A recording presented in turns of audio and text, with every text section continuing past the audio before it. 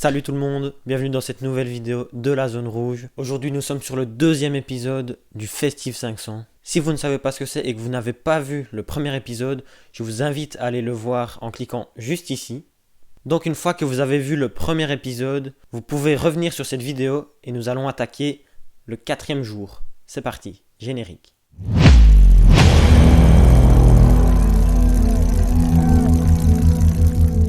Le 4e jour, c'était tempête à l'extérieur et donc, qui dit mauvais temps dit home trainer.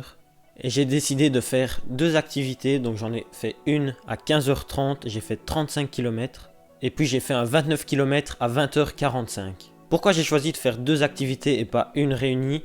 Tout simplement parce que sur home trainer, c'est très long, faire plus d'1h30. Donc là, je me suis dit, je vais couper en deux, je vais faire une partie un petit peu plus d'une heure. Je pense que les 35 km, je les ai fait en 1h05. Et puis le soir, plus calmement, un 29 km que j'ai fait également en 1 heure. Donc avec ces 64 km pour le 4e jour, je comptabilise 291 km sur les 500 à la moitié. Donc j'ai 41 km d'avance. Pour l'instant, tout est bien. Passons maintenant au jour 5.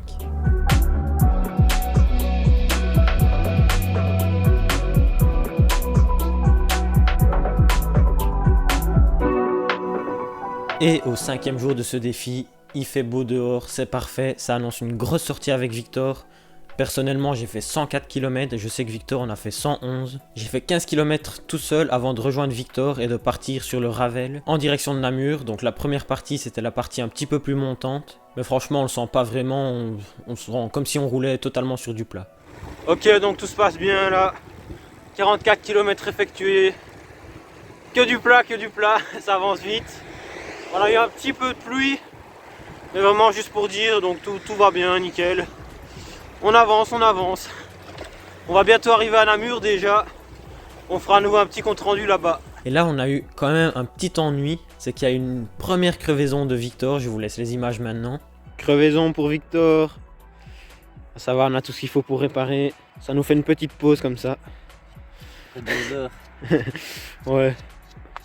Pile à la moitié en plus, enfin un petit peu plus même. Ça va, c'est pas dramatique. Voilà, chambre à air réparée. Maintenant, on repart. Direction Namur.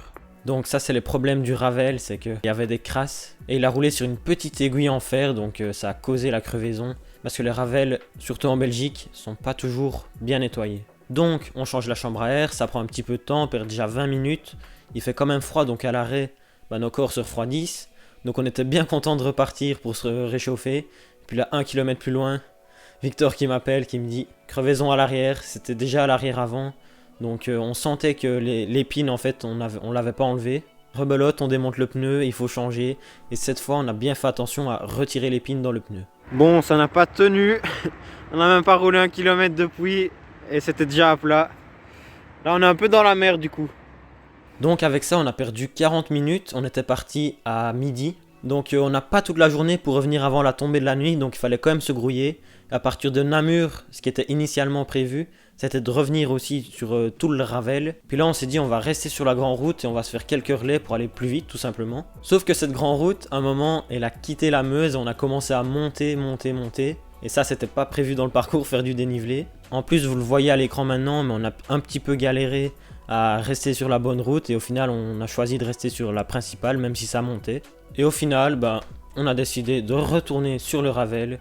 Donc un petit peu avant Andenne pour ceux qui connaissent, c'est là qu'on a repris le Ravel. Et puis on a continué à se faire des relais pour rentrer avant la tombée de la nuit tout simplement. Parce qu'à 4h30 en hiver, ça commence déjà à faire sombre.